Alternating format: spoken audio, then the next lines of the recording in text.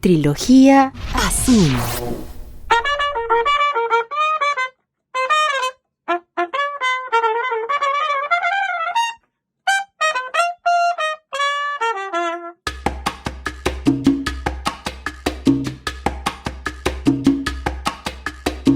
Luis Perico Ortiz es un personaje fundamental en la salsa.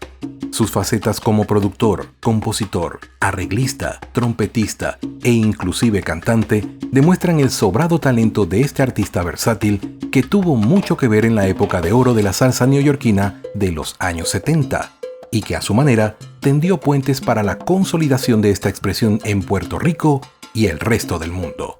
Bienvenidos a la Trilogía Azul. El tema de hoy, Luis Perico Ortiz, el genio de la música. Nuestro invitado es un polifacético en todos los sentidos y ya veremos por qué.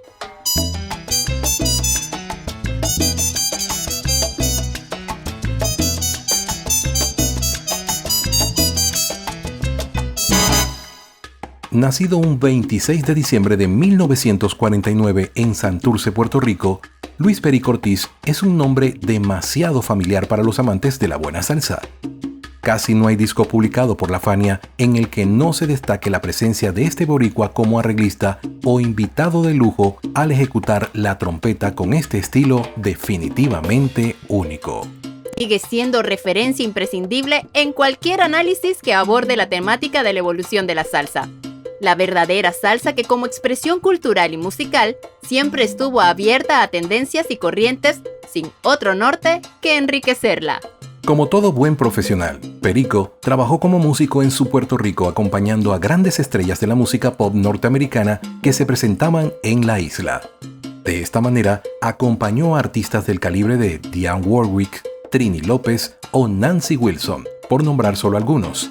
Esta labor la alterna con la ejecución de jingles publicitarios y arreglando tonadas populares en programas televisivos.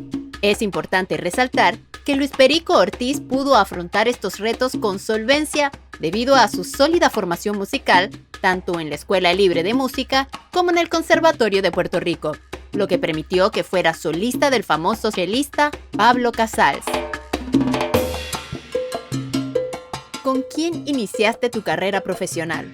Bueno, mi carrera profesional nace aquí en Puerto Rico, ya que soy nacido y criado aquí en Puerto Rico, con las orquestas de Puerto Rico. Comencé con la orquesta de Rafael Bracero, una orquesta regional de Caguas, un grupo muy bueno que había que se llamaba Chacón y sus batirrítmicos. Eso fue para la década del 60, creo. Trabajé con la orquesta del maestro Mario Ortiz, trabajé con la orquesta del maestro Lito Peña, la orquesta panamericana, trabajé con la orquesta de Miguelito Miranda, trabajé con la orquesta de Jack del Río. Estos eran también trabajos que yo hacía de televisión y trabajos que hacía en los hoteles. Así que ahí fue que estuvo mi inicio profesional alrededor de eso. Antes de eso, pues en el Conservatorio de Música tuve el privilegio brevemente de ser parte de la Orquesta Sinfónica en un concierto especial que se dio para 12 trompetas y orquesta, la cual el maestro mío, Henry Novak, me invitara para que yo fuera partícipe de ese concierto, siendo un joven trompetista empezando en el Conservatorio de Música como estudiante. Así que ahí es que está los nombres de las personas con quien inicié mi carrera profesional. De lo clásico a la salsa. ¿Cómo y por qué? Lo clásico porque fue mi crecimiento fue en las escuelas libres de música hasta que llegué a mi cuarto año. Y cuando paso de cuarto año, paso entonces a la que es la Universidad de la Música. Y la Universidad de la Música son los conservatorios. Así que paso al Conservatorio de Música de Puerto Rico, que estaba recién creado. Tendría algunos 2, 3, 4 años, no más de eso, de haber sido fundado por el maestro Pablo Casals. Pero no obstante, siendo yo caribeño, sintiendo el ritmo como lo siento, cuando salía del conservatorio de estudiar a Bach, Beethoven, Purcell, toda lo que es el lenguaje clásico de cómo tocar la trompeta. Cuando tomaba hacia la salida del conservatorio, tenía que hacer mi música porque eso era lo que es. O sea, yo salgo para la calle que está en Puerto Rico. Y en Puerto Rico lo que se respira es la música tropical en varios lenguajes, ¿verdad? Está el lenguaje clásico, el lenguaje de la salsa, del merengue, de la música pop, y hoy en día pues del reggaetón y todas esas cosas. Así que esa combinación es una combinación muy interesante a nosotros los latinoamericanos, porque tenemos el privilegio o tenemos la oportunidad de estudiar música clásica en nuestros países, pero al mismo tiempo cuando salimos vamos la parte interpretativa y con lo que nosotros primordialmente trabajamos y nos ganamos nuestro sustento y miramos hacia nuestro futuro, está alrededor de lo que somos, de nuestra idiosincrasia como músicos latinoamericanos. Así que esa combinación fue maravillosa, fue no obligada, sino que eso estaba ahí, la música clásica y la música popular. Siempre que se habla de salsa se menciona el nombre de Luis Perico Ortiz como un fuerte referente. ¿A qué consideras que se deba? Pues mira, esto es una cuestión, ¿cómo te digo? A Dios le plació brindarme el talento de la música y yo recibirla de una forma muy humilde, pero soy muy apasionado. Yo soy un músico. Yo ni soy salsero, ni soy clasicista, ni soy jazzista, ni soy merenguero.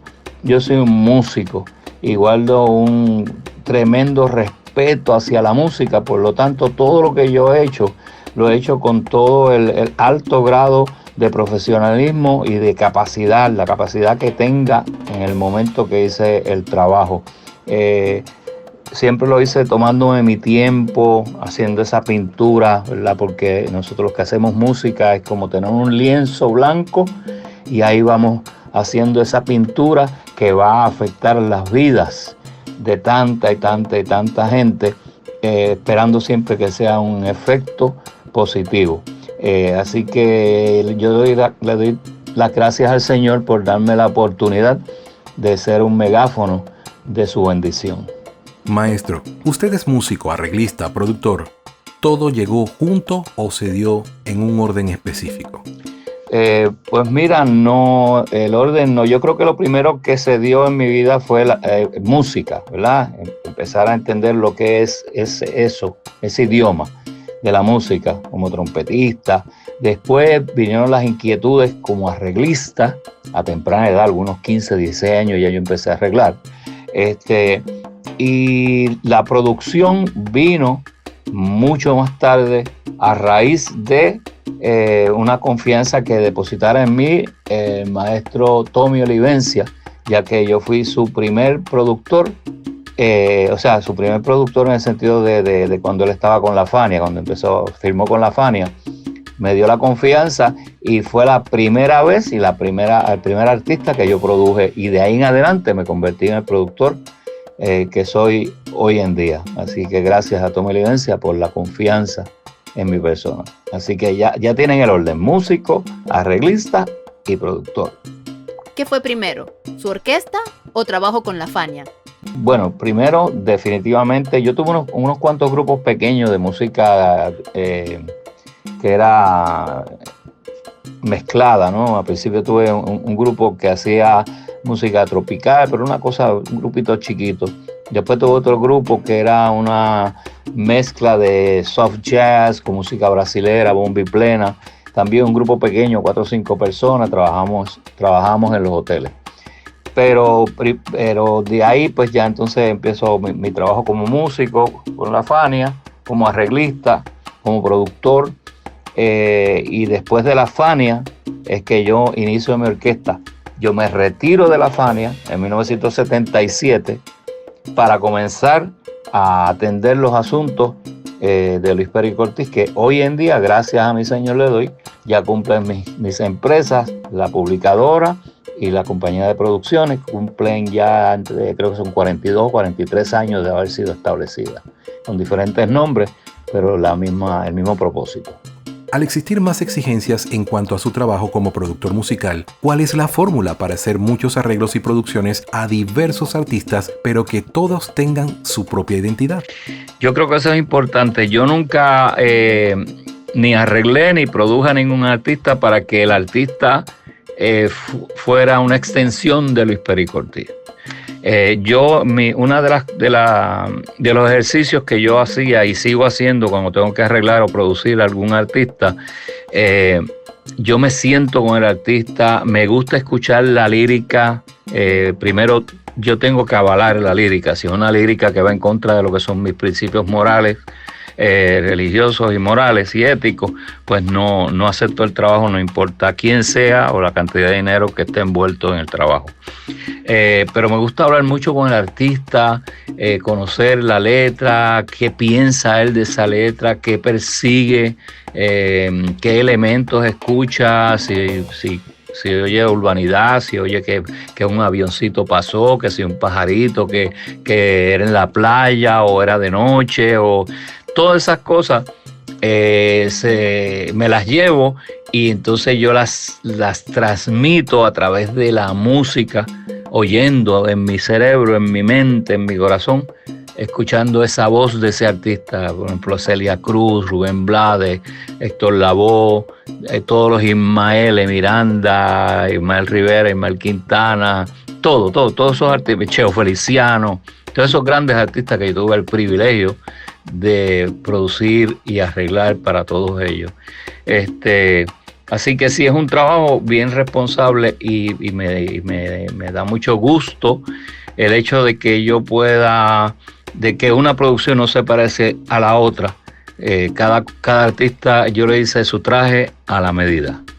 Luis Perico Ortiz, como primera trompeta del tumbao de Pacheco, asumió la tarea de remozar el estilo del flautista, modernizándolo y volviéndolo más agresivo, aunque sin dejar de lado su esencia típica. Como ejemplo, los discos publicados por Pacheco en este periodo como El Maestro, The Artist.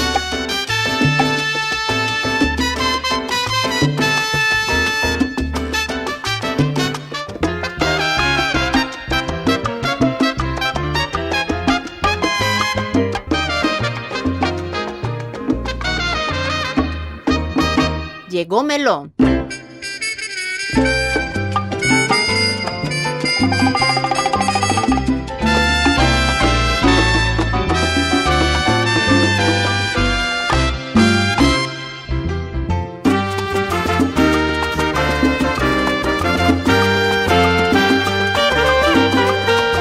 O Los Amigos.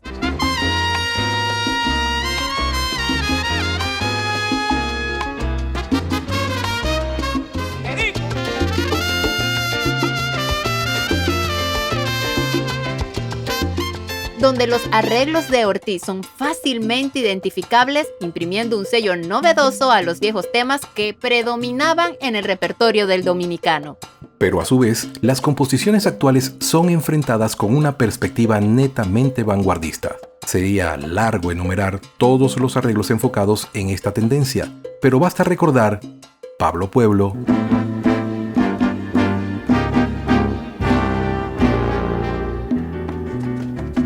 Plástico,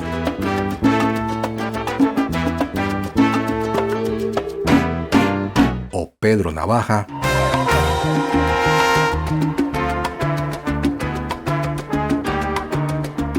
temas compuestos por Rubén Blades y arreglos musicales del maestro Luis Perico Ortiz.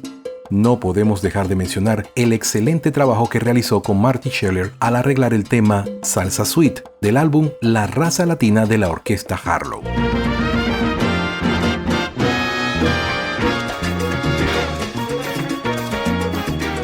La riqueza de los arreglos de Luis Perico no se limita a la música bailable. Sendos boleros como Sálvame, interpretado por Ismael Miranda.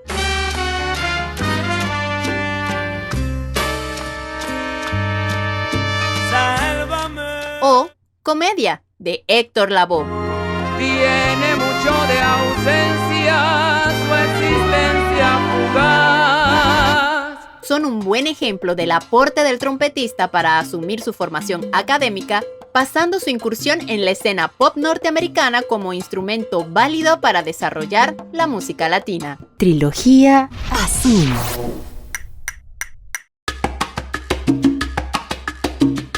Él es un gran virtuoso de la música y considerado unánimemente como maestro. Bienvenidos a nuestro segundo segmento de la Trilogía Azul de hoy. Nuestro tema, Luis Perico Ortiz, el genio de la música.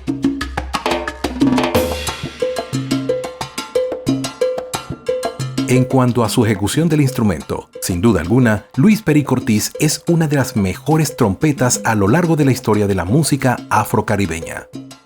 Son innumerables los solos dejados con Perico, por ejemplo, con Fania All Stars, con temas como En órbita,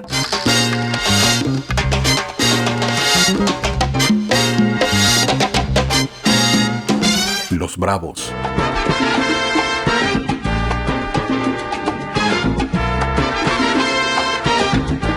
Bilongo, Mira que esa negra linda, cámara, mírame yo bilongo. Esa negra santa cámara. o Cuando despiertes. Cuando despiertes, déjame amarte, que no sea un sueño que... Sin dejar de mencionar su presencia en grabaciones de Richie Ray, Sonora Ponceña, Tito Allen, Cheo Feliciano o Ismael Quintana.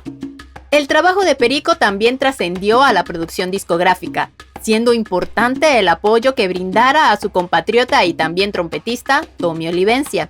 Éxitos como Planté Bandera,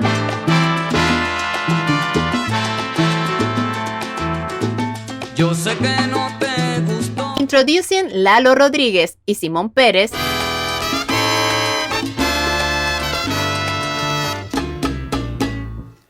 Yo traigo ahora aquí. Tommy Olivencia 1977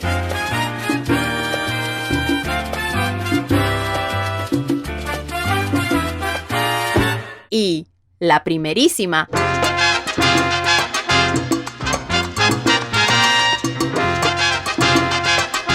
Son algunos ejemplos de la labor de Ortiz como notable productor del sello Inca, prolongación directa del imperio de Jerry Masucci. Esta faceta no se limitó a los artistas de Fania, sino que Perico también incursionó en la producción de artistas como Santiago Cerón, que grabaron para otras casas discográficas. De esta manera, Luis Perico Ortiz, junto con Luis Ramírez, son los responsables directores del sonido Fania, tanto en el son tradicional como en la onda más experimental. Con todos estos antecedentes y siendo primera trompeta de Fania All Stars, Perico no escogió esta casa disquera para desenvolver sus inquietudes como solista. De esta manera, en 1977, fue pieza fundamental en el álbum Buju, del veterano percusionista boricua José Mangual.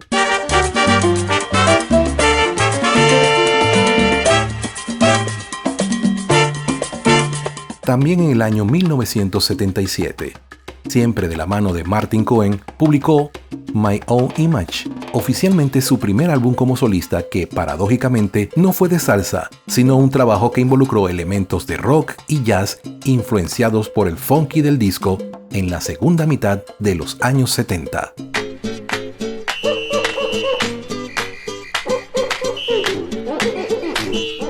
Por ello, este disco, a pesar de contar con la participación de Rubén Blades, Jimmy Delgado o los hermanos Brecker, pasó desapercibida para el gran público, pero que sin duda alguna, hoy, para los amantes de este género, es una joya musical. Para 1978 salió al mercado Super Salsa, para la compañía New Generation, que con la voz de Rafael de Jesús se convirtió rápidamente en un gran suceso. Es más, en la entrega anual que organizaba la revista Latin New York de Easy Sanabria, Perico se hizo acreedor a los trofeos de trompetista, músico, arreglista y orquesta del año. Al año siguiente, editó One of a Kind, que superó las pretensiones de su anterior disco de salsa, destacando el tema Sin Perico no hay nada.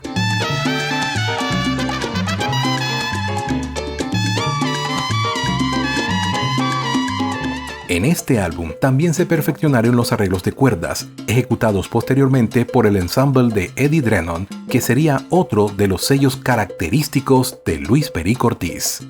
Cuando Rafael de Jesús abandona la orquesta de Perico, fue reemplazado por Roberto Lugo. Pero en el interín, Perico produjo en 1981 un disco de excelente factura con la voz de la merenguera Milly, contando por primera vez con la participación de otros arreglistas como Marley Sheller, Sonny Bravo y Jorge Millet, destacándose temas como No te puedo querer, Si yo pudiera entrar en tu cabecita loca, y En el final de la acera. yo no comparto amoríos, lo puse todo bien claro.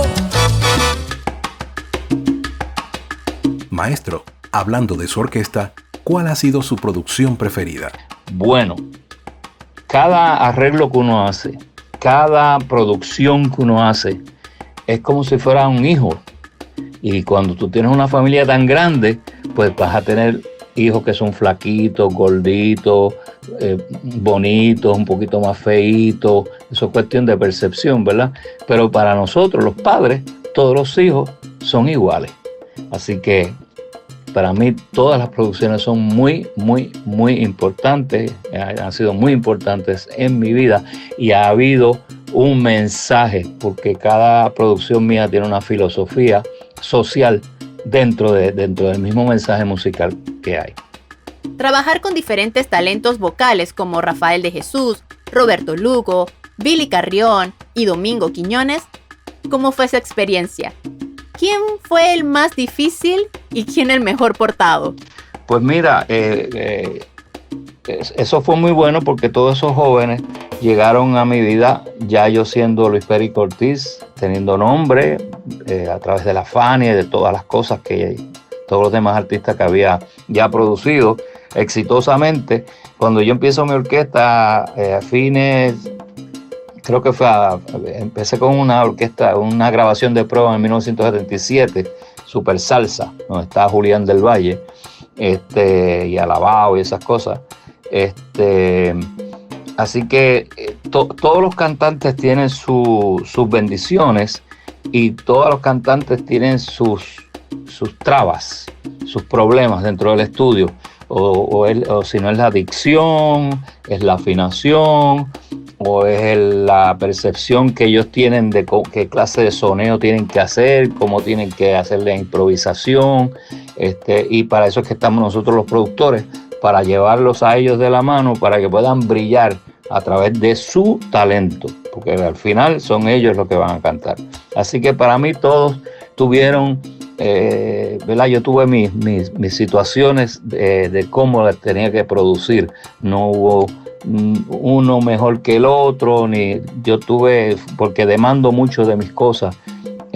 Todas las personas que me conocen saben lo estricto que yo soy. Así que ellos iban lo más preparado que podían al estudio, y ahí entonces junto conmigo, pues entonces yo les daba la dirección y la parte de la producción. Sin perjuicio de sus otros cantantes como Rafael de Jesús, Domingo Quiñones o Henry Santiago, Roberto Lugo es quizás el cantante que más identifica a la orquesta de Perico, con temas como Tin Marín. Para comenzar, a ti y a ti les llamaré Tin y Marín. Día de las Madres. ¿Quién te dio el amor dulce y maternal? No debes esperar que... Caminos. Frente a ti los recuerdos llegan a mi mente. Tanto trabajo. Precisamente con la voz de Lugo se grabó este álbum sabroso de 1982 que inauguró el sello Perico Records, propiedad del artista. Maestro, en 1993, usted decide regresar a Puerto Rico. ¿Qué lo motivó? Yo empiezo a identificar que viene una camada nueva de artistas. De hecho, uno de ellos fue Marc Anthony, que nació en mi casa, como quien dice. Yo soy el que descubro a Marc Anthony y lo llevo para su primer contrato, era con Raúl Mercado, y Sergio George y todos los muchachos.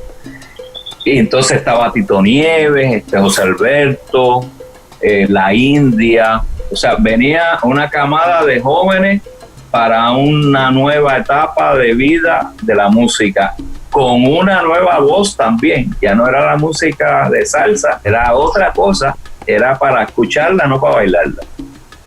Pues ahí las llamadas mías, como para mi orquesta, empiezan a flaquear. Y mis asesores me dicen, Luis, tienes que relocalizar, tienes que buscar otro sitio donde tú puedas ser productivo, porque aquí ya le sacaste 23 años a Nueva York.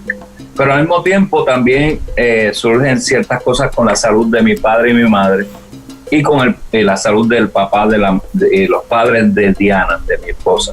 Y yo dije, bueno, señor, pues, tú quieres que yo haga esto. Y entonces, pues, vengo aquí, voy a Miami primero, porque me habían hecho muchas invitaciones para ir a trabajar allá, y no me gustó el ambiente en aquel momento. Y voy a California, y ya yo tenía unas buenas relaciones con Quincy Jones y con 2 o 3 gente allá de Disney, pero una cosa es que tú vayas de visita y otra cosa es que tú vayas a quedarte. Yo dije, no, es que no siento la alegría que estoy buscando. Vengo a Puerto Rico a ver a mis padres, para entonces yo tomar una decisión de dónde me voy a ir, porque definitivamente tenía que salir ya de Nueva York. Y cuando llego aquí, el que me bautizó con el nombre de Perico fue Ismael Rivera, en base a la primera canción que yo toqué en mi trompeta fue Quítate de la Vía, Perico, que fue el primer éxito mayoritario que tuvo Rafael Cortijo con Ismael Rivera. Yo chiquitito voy y le toco a Ismael Rivera la canción de Quítate de la Vía, Perico, y él me bautiza en aquel entonces, yo tendría como 11 o 12 años. Me dice, de ahora en adelante no te vas a llamar Luisín, que es un diminutivo de Luisín. Te vas a llamar Luis Perico Ortiz. Vas a ser grande. Y de ahí en adelante la historia, ¿verdad? Es la historia. Cuando yo voy vengo a Puerto Rico para ver a mis padres y ver a los padres de Diana, ella me dice, llévame a la tumba de mi abuela, que no la he visto, la tumba. Y voy al cementerio de Villa Palmera, donde está enterrada la abuelita de mi esposa. Ese día estaba lloviendo, pero a granel. Era una lluvia intensa. Y yo le digo a mi esposa, vamos a venir otro día, porque nos estamos mojando, tú estás mojando y yo no quiero que nadie se enferme aquí. Vente aquí, debajo de este palito, en lo que baja la lluvia un poco para irnos fuera del cementerio.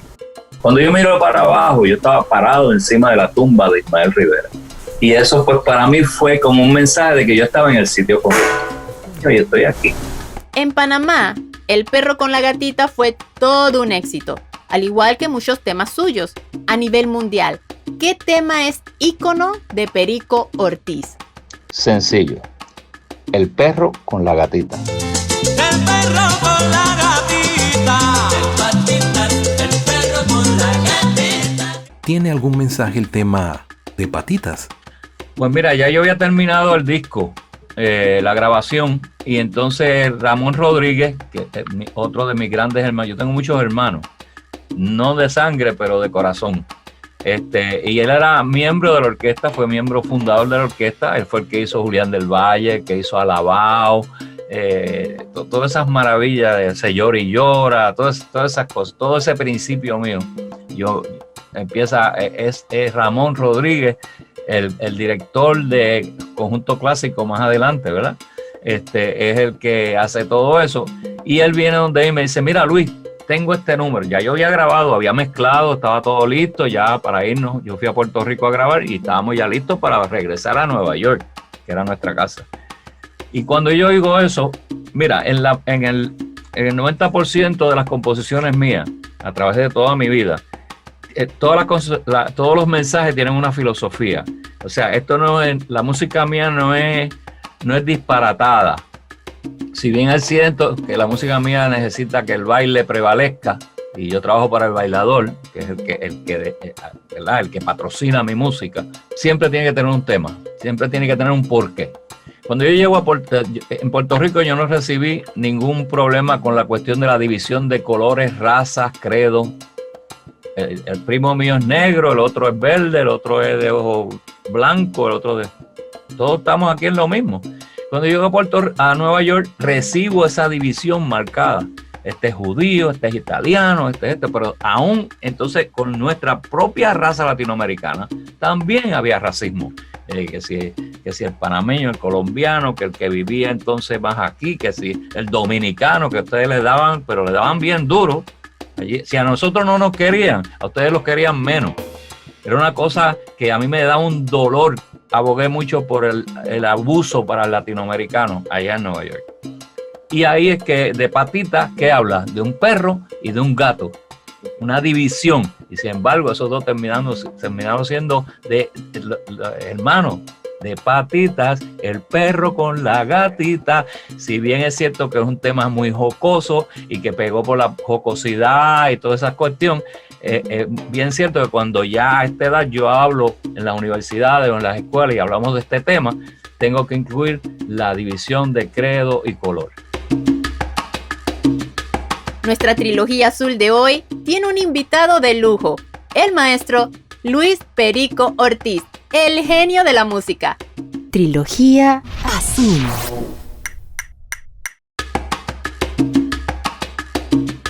De nuestro invitado pudiésemos decir que todo lo que toca musicalmente lo convierte en éxito. Y la prueba de ello son los grandes temas en los cuales ha participado y producido. En nuestra trilogía azul de hoy, nuestro invitado es el maestro Luis Perico Ortiz, el genio de la música. Háblenos de la producción entre amigos, cómo y por qué se da. Yo tenía una inquietud ya durante la década del 70, por ahí, la década del 70, ya en un momento dado empezó, a alguien se le ocurrió que las orquestas tenían que ser dedicadas a un ritmo nada más. Antes, y yo fui parte de eso, del sistema de las orquestas, donde las orquestas tocaban bolero, guaracha, son montuno, guaguancó, en Puerto Rico se tocaba la danza, la bomba, la plena. Era un privilegio, era una maravilla ser uno parte integral de una orquesta, porque se tocaba de todo, teníamos que estar listos para tocar todos los géneros de música que había. De repente, a unas personas muy brillantes, yo los llamo brutos, en el mejor sentido de la palabra, se les ocurrió que Luis Perico Ortiz no podía hacer boleros, no podía hacer merengue, no podía hacer otra cosa. Luis Perico Ortiz, si quería estar en la industria, tenía que hacer salsa. Bueno, eso me obligó a mí a que la gente me conociera como salsero, ¿verdad? Pero yo soy músico. Así que esa inquietud me llevó a hacer varios proyectos.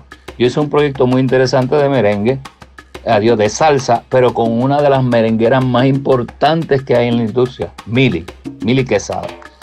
Hicimos un disco maravilloso que se llamó No Te Puedo Tener, que fue bastante rechazado por la industria. Hubo una presión tremenda porque no querían ver a Mili haciendo salsa, ni a Luis Perico Ortiz con una merenguera. Pero lo hicimos. Bueno, la cuestión fue que en un almuerzo en mi casa estaba Rafael Itier, el del Gran Combo, el director del Gran Combo, y mi gran amigo, hermano del alma, que ya no está conmigo, está con el Señor, Tony Pavón, que fue el que me comenzó a mí en la industria de la música. Me apoyó al 200%. Y estábamos almorzando, yo le estoy presentando la inquietud de este asunto de la división que se estaba creando entre nuestra música, punto. Y de repente, pues yo dije, bueno, sería bueno que si pudiéramos hacer un disco donde tuviéramos elementos de merengue, elementos de salsa, ¿verdad? Y hacerlo. Y crear un manifiesto de que nosotros estamos juntos en este asunto. En ese momento había uno de los grupos más importantes del merengue a nivel de Puerto Rico y de Latinoamérica, se llamaba el Conjunto Quisqueya. Y también Rubén Blades venía con una flecha marcando territorio dentro del género de la salsa, pero con su voz. Él tenía definitivamente, Rubén siempre mantuvo su voz. Y yo tenía la forma de como productor, arreglista y trompetista, y tenía un joven cantante que se llamaba Roberto Lugo, muy bueno también. Así que yo dije, bueno, pues vamos, yo voy a producir este disco. Recibí la bendición ahí mismito de Rafael Itier. Rafael Itier dijo, dale para adelante. Y Rafael tocó. Yo le hice un tributo a Rafael Itier en ese disco y él tocó un tema dentro de los números que están en el disco. Hay un tema donde el piano es Rafael Itier. Así que hicimos ese proyecto. Ese proyecto fue un magno éxito en la industria, y le dejamos saber a la industria que la industria no dicta lo que el pueblo quiere escuchar. Lo puede obligar, pero no dicta qué es lo que el pueblo quiere escuchar. Maestro, ¿cuántos temas ha compuesto? ¿Para quién? ¿Y cuáles son los más destacados? Pues la gran mayoría de las composiciones que yo he hecho han sido para mí como servidor, ¿verdad? A través de mi discografía. He producido temas para Andy Montañez que han sido éxitos, y he producido temas para otros compañeros. Pero más bien mi fuerte ha sido, yo cuidé la parte de la publicación, haciendo yo misma las producciones de la composición y también la parte administrativa. O sea que yo cuidaba el compositor, que era yo, y la parte administrativa de la pieza a través de la publicadora. Yo abrí una publicadora y ahí introducía también mis trabajos. Así que yo tengo 100 y pico de temas grabados a través de mi carrera en el área de la composición. ¿Cuántos arreglos musicales ha realizado para otros artistas y cuáles han sido los más destacados? Yo he hecho centenares de arreglos para el 90% de todos los artistas latinoamericanos a partir de la década del 70, 80, 90, 2000. He hecho arreglos para artistas americanos de gran nombre y para artistas latinoamericanos. Arreglos centenares, como dije. Destacados, pues hay también muchos arreglos que han sido destacados, muchos. Los trabajos que hice con Rubén Blades, los trabajos que hice con Héctor Lavoe, los trabajos que hice con Celia Cruz, los trabajos que hice con Ismael Quintana, Ismael Miranda, Cheo Feliciano. Es que son tantos que sería irresponsable. Yo llevo 60 años en la industria, y de los 60 años yo creo como arreglista estoy en 50 y pico de años por ahí que llevo como arreglista. Así que imagínense en toda la música que yo he tenido el privilegio de hacer para tanta gente buena en el mundo. Gracias por la oportunidad. ¿En cuántas producciones musicales ha trabajado y para quiénes? He tenido la oportunidad de trabajar en centenares de producciones como trompetista. ¿Y para quiénes? Bueno, para el pueblo, y repito, 90% de todos los artistas latinoamericanos. He tenido el privilegio de trabajar en sus grabaciones. A mí a veces me envían grabaciones que me dicen, mire maestro, usted estuvo en esa grabación que usted hizo en el 1900 tal, y yo no las recuerdo. Trabajos que no recuerdo que he hecho, de tantos trabajos que yo he hecho, he tenido el privilegio de hacer a través de mi carrera. Así que sería irresponsable de mi parte. Pero si los que están escuchando quieren escudriñar más en detalle estos segmentos, pueden visitar mi página www.mitrompetalatina.com. Ahí está mi biografía completa en español y en inglés, y pueden ver en detalle todas las personas que yo he tenido el privilegio de trabajar en sus producciones a través de mi vida. Para los amantes de la salsa, usted es leyenda viva con una trayectoria impresionante. Ha marcado historia a través de la música y sobre todo se mantiene vigente. ¿Cómo se logra eso? Todo esto se logra entendiendo, persiguiendo su pasión. Yo siempre perseguí la pasión hacia la música. Yo soy músico, yo amo la música. Yo no entré en este negocio para tener posiciones protagonistas, ni para buscar la fama, ni para buscar dinero, ni para tener una cuestión egocentrista en todo lo que yo hago. Yo amo la música. Todo lo demás se ha dado porque cuando usted es claro como el agua y está definido, altamente definido en qué es lo que usted quiere hacer, todo lo demás es añadido, todo lo demás viene obligado. Eso viene, eso no hay que buscarlo, eso está, eso viene. Así que Dios me ha permitido que yo sea en esta etapa de mi vida una referencia y le doy gracias al Señor. Primero y segundo a todos, a cada uno de los artistas, productores, compañías disqueras que apostaron a mi capacidad y hasta el día de hoy sigo haciendo lo que me apasiona, que es la música. Otras producciones de Luis Perico Ortiz fueron un excelente ejemplo de un artista con sabor tropical del año 1983.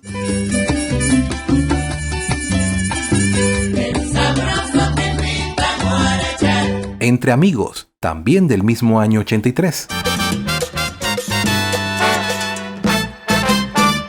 Entre amigos, estoy tan lejos de lo que quiero ser. ¡Juega, Perico! ¿Cómo?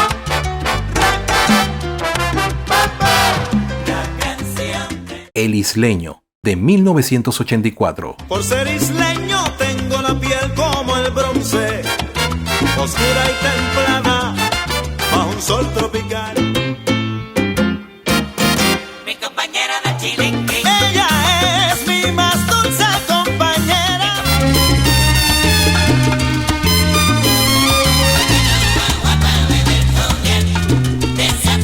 Ay, bendito, ay, bendito. La vida en broma, de 1985. Vive la vida en broma, pero usando la razón. Aprendiendo cada día más y más. Para que se conservara río abajo del show. No se va a poder, no se va a poder. In Tradition, de 1986.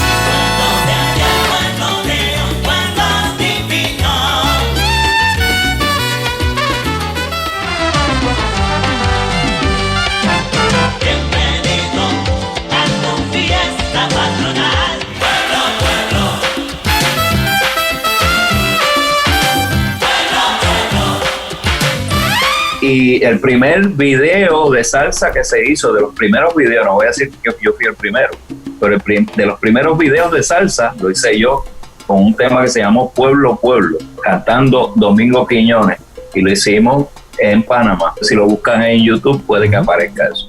Y Breaking the Rules, de 1987.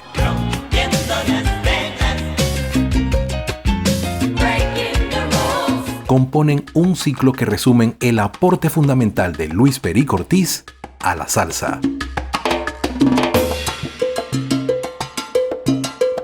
Para Luis Perico Ortiz, ¿quién fue Víctor Vitín Paz?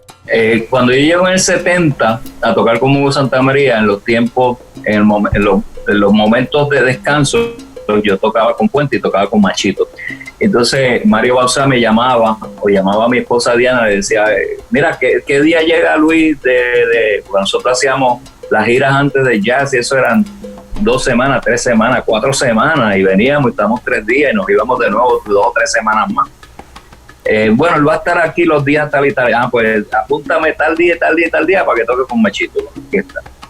y él era el que me contrataba. Y entonces yo iba. La primera silla era Víctor Paz. Entonces el primer trabajo que yo voy a hacer fue a la PBS, un concierto para PBS, que era el estudio, el estudio de televisión de la PBS. Entonces, pues cuando llego allí, voy donde Mario Bauzá, me identifico, sí, qué bueno, bienvenido, siéntese al lado del maestro. Y yo miro, ¿cuál es el maestro? Y ahí todo el mundo, ¿quién es el maestro? Después ese señor que está alto allí, Víctor Paz, Vitín. Yo me siento al lado de él. Cuando terminamos la sesión de grabación, él me invitó a un restaurante famosísimo que había, que eran unos chinos cubanos en la 50 y pico, y creo que era 8ª, 10ª avenida, chinos cubanos, que ahí llegaba todo el mundo, llegaba Puente, Machito, Palmieri, todos los músicos llegaban ahí a comer. Vitín se convirtió en un gran aliado, un gran amigo, un gran compañero. Hicimos decenas de grabaciones, fuimos compañeros durante la Fanny All Star. Fue maravilloso. Él era uno de los pocos trompetistas que llegaba. Yo nunca vi a Vitín calentando. Él decía, no. A mí me contrataron para venir a tocar, no voy a venir a calentar. Entonces él calentaba, eso hace años que yo lo practico también. Calentaba en su casa, bien calentadito, y cuando llegaba, hacía 2 o 3 notas de ajuste y a tocar.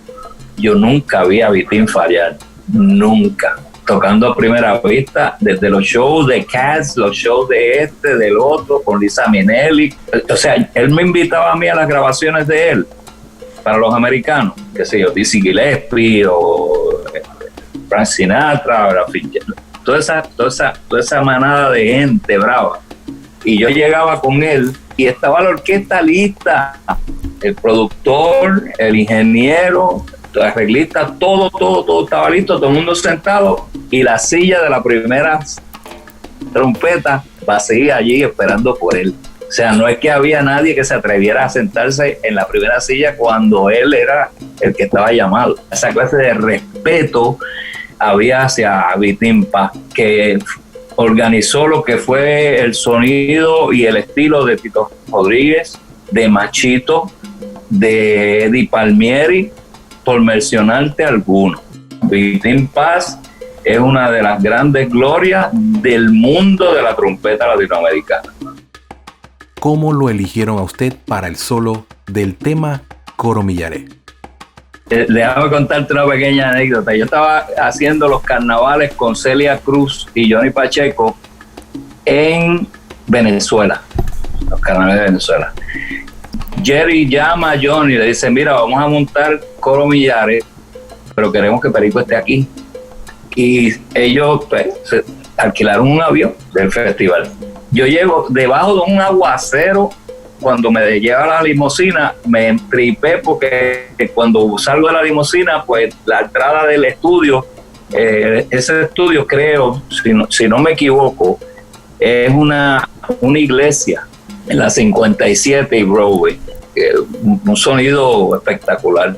Llegamos, me toca hacer el solo y solamente tenía un shot nada más. Eso fue one take.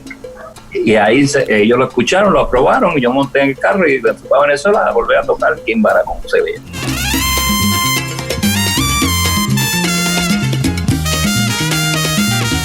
Cuando dijeron, mira, queremos un solo, porque no había el espacio era para hacer algo, dejar como una cama y unos riffs para un momento de baile, supuestamente que iba a ser Roberto Roena. Pero entonces los directores, pues en el momento dijeron, no, queremos un solo de trombón. Entonces, solo de trombón, pues ahí se quedaron como que mirando y dijeron, no, que ahí está Perico. Y entonces yo fui el que hice la cuestión esa, para venir de Venezuela a hacer el solo y virar para Venezuela para tocar la actividad. ¿Por qué usted dice que Panamá es su segunda patria? Bueno, mira, el que me da en realidad mi primera oportunidad con mi orquesta y con mis cosas es Venezuela. Y Venezuela trabajó yo escribo el número ese de Julián del Valle, el arreglo, yo lo hice en Venezuela. Mi primer viaje con mi orquesta fue a Venezuela. Pero después de eso no hubo una continuidad de trabajos en Venezuela, aunque tenía la fanaticada y todo eso. Y yo empiezo a viajar a Panamá con mi orquesta. Y el panameño y el puertorriqueño tienen una afinidad tremenda no sé, su carácter es bastante de mi percepción y de lo que yo he recibido. Entonces yo empiezo a establecer unas conexiones tremendas con una serie de gente especial en mi vida, la gente de la música, la industria, y por ahí pues toqué para todo el mundo, para todos los presidentes habidos y por haber, para el pueblo, para la gente. Aprendí a conectarme con gente. Mira, a veces a las 2 de la mañana me tocaban: Perico, te traemos un arroz con coco porque sabemos que no has comido hasta ahora. El amor que yo tengo por ese país es demasiado especial. Yo los quiero mucho a todos porque tienen algo que ver con la conexión mía de mi carrera. Pero Panamá pues tiene una conexión muy, muy, muy, muy cercana. Luis Perico Ortiz es por derecho propio un personaje imprescindible a la hora del balance de la salsa. Es historia viviente del género y toda la industria de música latina. Sería más fácil preguntarle en cuáles producciones de salsa no estuvo. Así de simple. ¿Cuál sería su mensaje para los nuevos talentos y las nuevas generaciones? Dentro de lo complejo es sencillo. Todo lo que te cause a ti alegría, dice la palabra, proviene del Señor. Todo lo que te cause una pizca de duda, la palabra dice detente. Así que tienes que buscar todo lo que te causa alegría con relación a los asuntos de la música, pero también tienes que tener contenido. No puedes ser un disparate dentro de la música. Hay 2 o 3 disparates por ahí. Tienes que tener contenido para que tú puedas tener vigencia.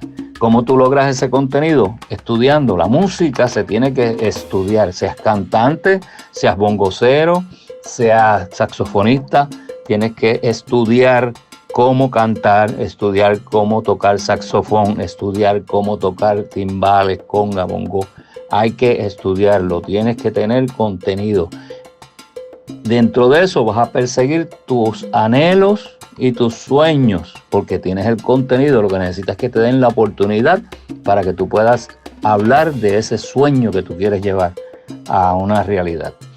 Perseguir eso, ser organizado, entender lo que es el negocio de la música. Recuerden, jóvenes, la música se establece, por bueno o por mal, en un 70-80% es el negocio de la música, y ese 20 o 30% solamente aplica al talento y ese afán que tú tienes porque escuchen tu música o que te escuchen. Así que tienes que también entender muy claramente el negocio de la música y tener los cuidados necesarios, tener una buena oficina de contabilidad, tener una buena oficina legal que miren la parte intelectual, de copyright, de todas esas cosas que son muy necesarias para que cuiden al producto más importante, que eres tú. ¿Ok?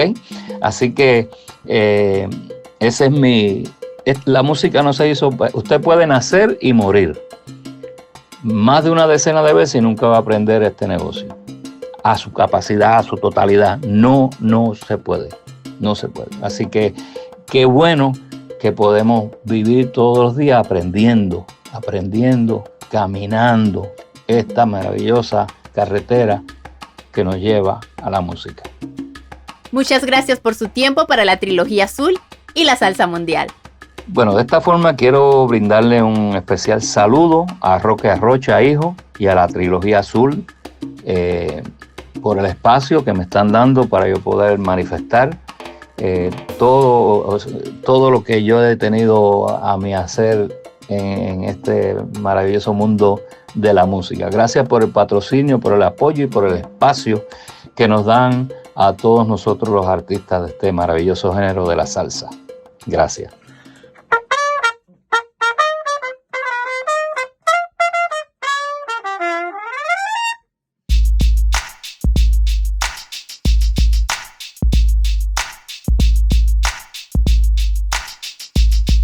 De esta manera concluimos hoy nuestra Trilogía Azul. gracias a los aportes de Rigoberto Villalta Zapata, Omar Martínez y Joan Abreu. Fueron sus voces Annette Ayala Marín y Roque Arrocha Hijo. Nos escuchamos en la siguiente edición de Trilogía Azul.